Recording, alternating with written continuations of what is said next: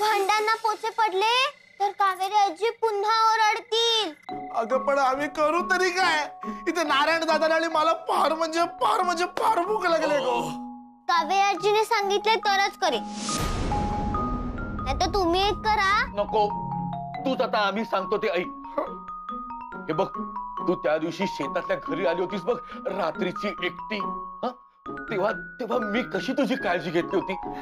तुझं सगळं ऐकलं होतं की नाही मी तेव्हा. मग आता आम्ही सांगतो ते तू ऐकणार नाहीस का? चल खिचडी वाढव आमच्यासाठी. पटकन पटकन.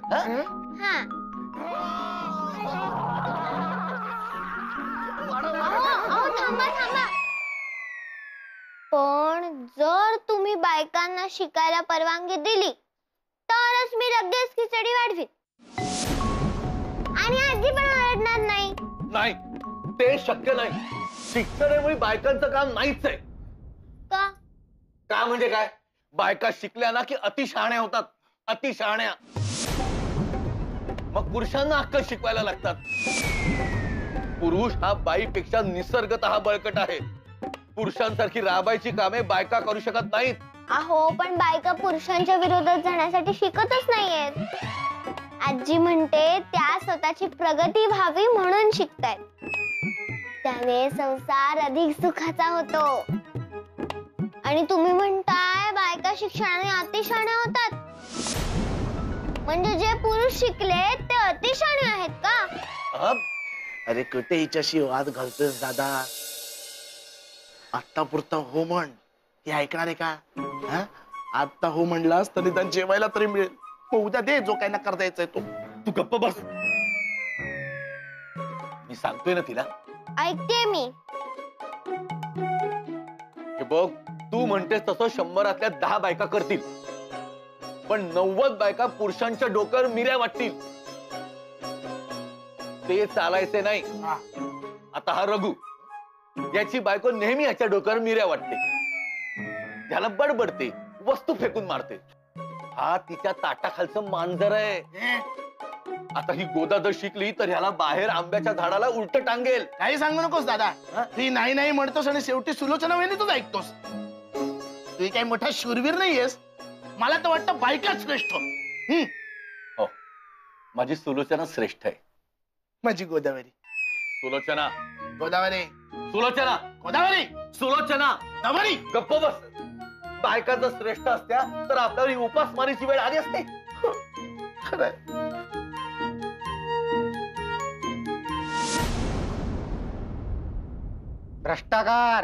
भ्रष्टाचार माजला आहे या गावात. गावातल्या बायकांना बिघडवण्याचे पाप तुमची मोठी वहिनी रुक्मिणी करतेय. धर्म बुडवण्याचे काम या बाईनेच केले आहे कायम. आधी आपल्या विधवा मुलीचे लग्न लावून आणि आता गावातल्या बायकांना पाटे आणि खडू देऊन ती बायकांना अधर्माच्या मार्गावर नेते. असेच गप्प राहिलो तो पूर्ण गावाचा सत्यानाश करेल ती. याआधी तिचीच इतिश्री करून टाकू, नाही तर सगळे पाप तुमच्या माथ्यावर येईल. म्हणण्यात तथ्य आहे तुमच्या, पण हे जमायचे कसे? तुम्ही तयार असाल तर या रुक्मिणीचा ग्रंथ आटपू आपण. आटोपा, मी तयार आहे. आज त्या रुक्मिणीमुळे माझ्या बायकोनं माझ्यावर हात उचलला. पहा, इथवर मजल गेली बायकांची. आज एका बाईने हात उचलला, त्या रुक्मिणीच्या नादी लागून इतर बायकांनी देखील बंड पुकारले. काही दिवसांनी हातात चुडा भरून फिरावा लागेल आपल्याला. ते काही नाही, हे थांबलेच पाहिजे. आपणच बंदोबस्त करू कायमचा. त्या रुक्मिणीचे तोंड आता मी कायमचे बंद करतो. झाली गरमागरम खिचडी.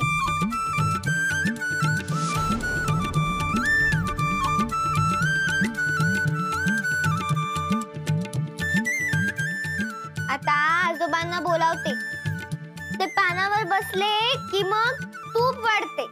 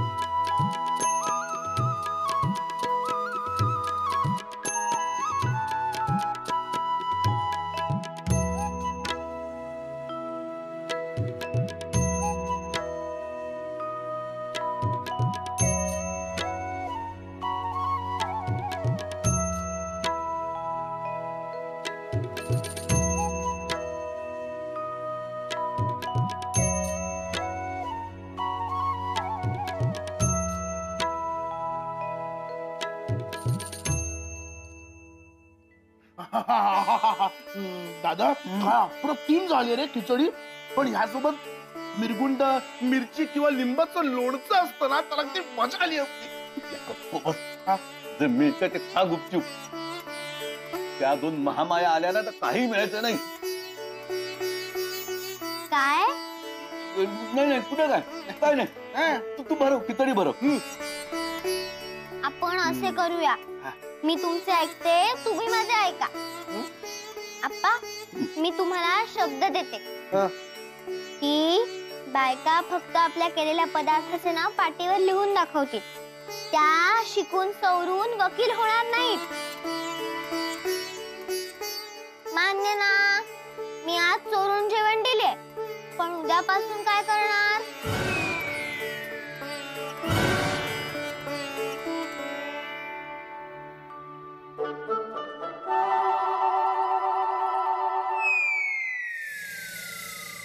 अहो, मोठीच गंमत झाली. काय?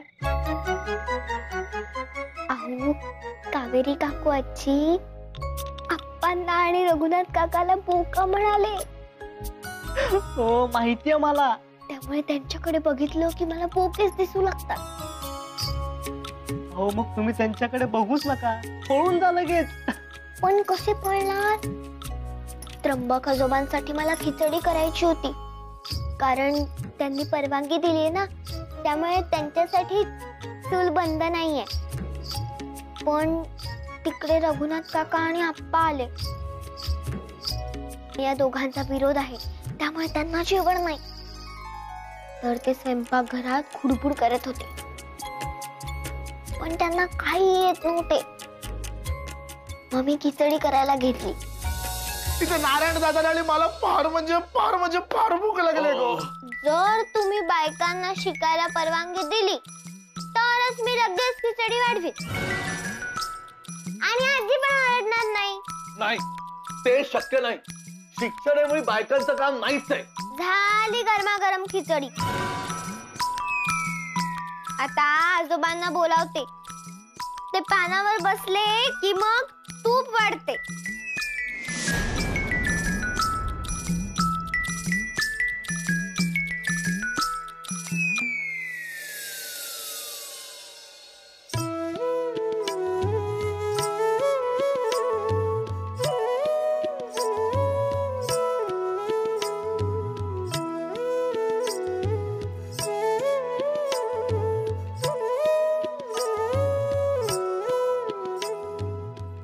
आपण असे करूया, मी तुमचे ऐकते, तुम्ही माझे ऐका.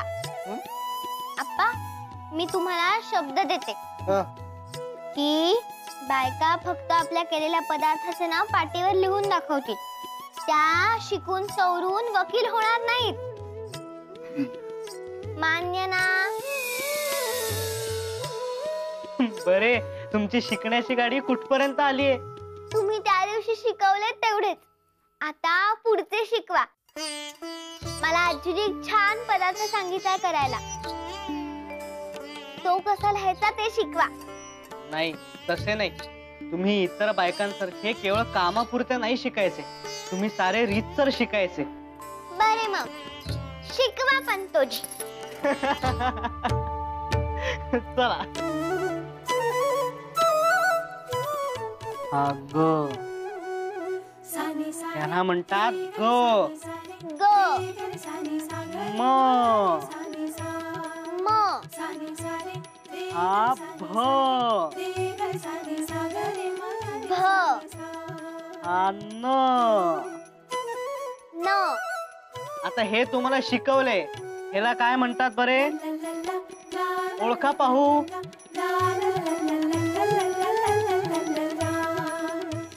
अ.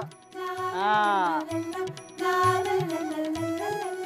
हे आ. बरोबर. हा. ई. बरोबर. आणि हे ई. हा, बरोबर. म्हणा बरं पहिल्यापासून. ओ. आ.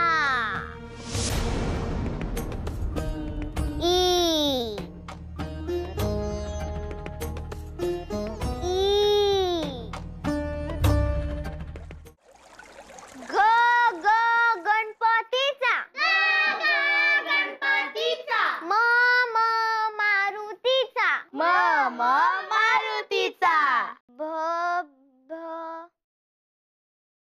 भटजीतला. भ भ भटजीचा म्हणा. भ भ भटजीचा. न न नारळातला. न न नारळाचा. न न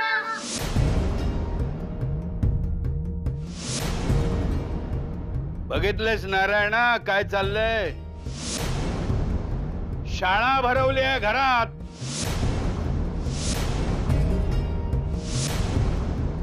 सगळ्या गावात आग लावली आहे, आग या गंगा भागीरथीने. पुण्याहून आल्या आल्या धुमाकूळ घातलेला आहे. लोकांच्या चुली बंद करण्याचे पुण्यकर्म हाती घेतलंय.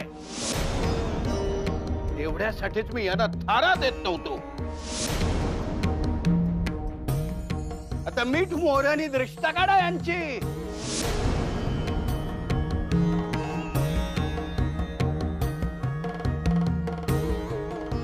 भाऊजी का परत परत आठवण करून द्यायला लावताय? या घरात थारा तुम्ही मला नाही, मी तुम्हाला दिलाय. तेव्हा जिभेचा वापर हरिनामासाठी किंवा सद्विचार व्यक्त करण्यासाठी करा.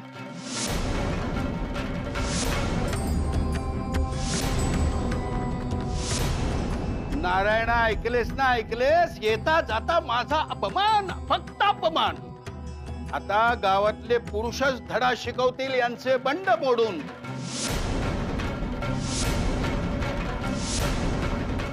शिंगे फुटलेत पुण्यात जाऊन आल्यापासून. अशी मोडतील की ज्याचे नाव ते.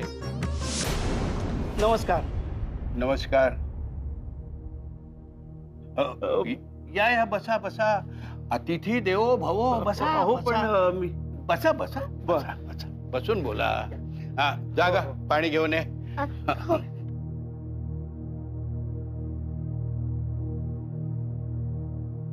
हा दे त्यांना. घ्या.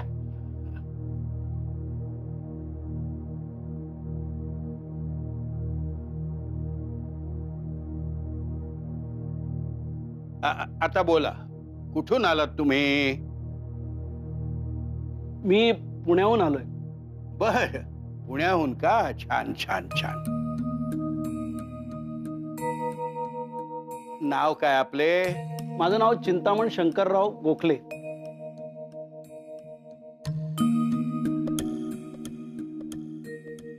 रुक्मिणीबाई परचुरेंना भेटायचं होतं.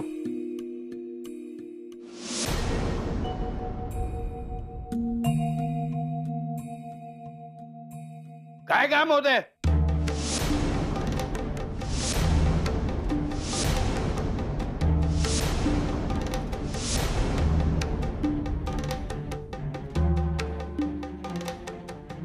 त्यांना चिठ्ठी द्यायची होती. चिठ्ठी?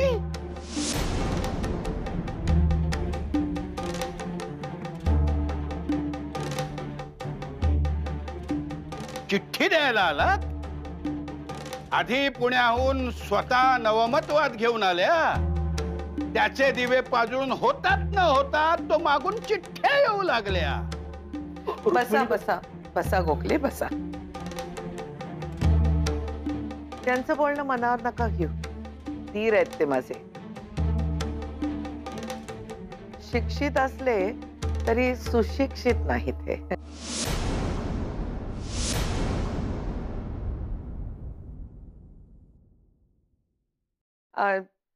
तुम्हाला हे नवीन नाहीच आहे म्हणा.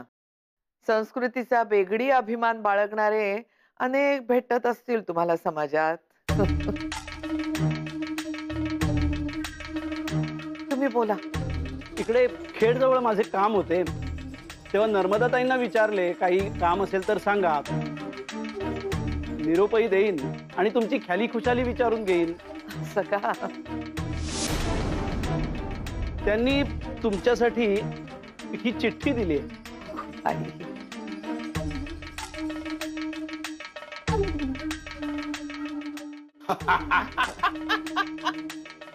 दिव्याखाली अंधार म्हणतात ते याला.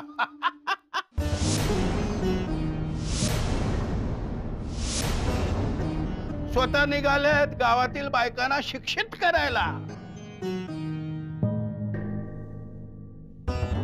आणि इथे मुलींनी पाठवलेली चिठ्ठी वाचायची सोय नाही.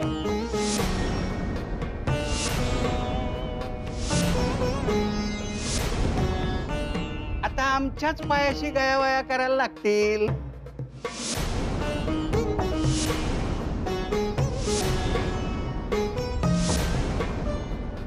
खरे आहे तुमचे.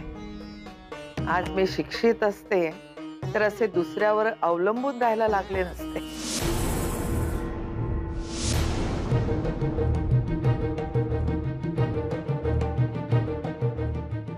नारायणा, वाचतोस ती चिठ्ठी? हो आई.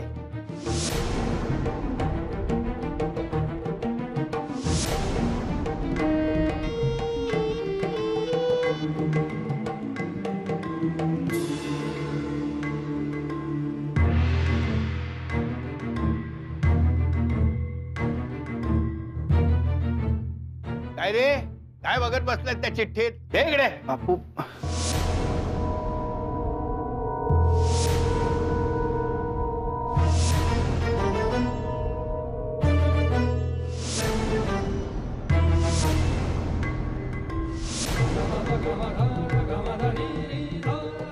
हे काय? इंग्रजीत चिठ्ठी?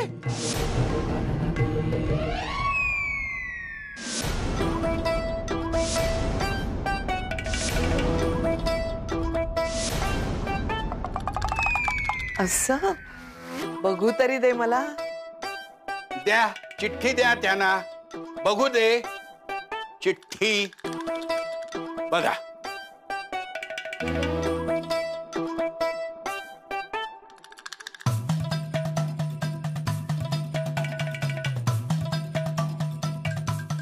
नुसत्या बघतच बसा, वाचायला काही जमणार आहे?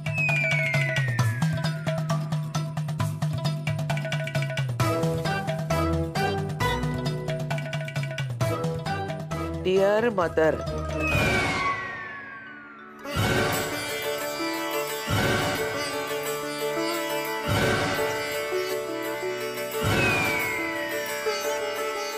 I am happy to inform you that I am taking rigorous lessons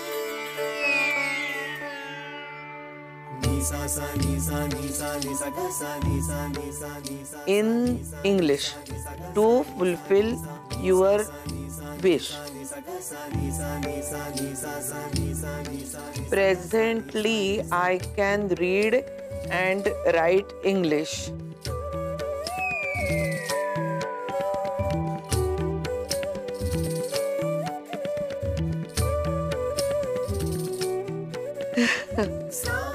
As such, decided to write to you in English.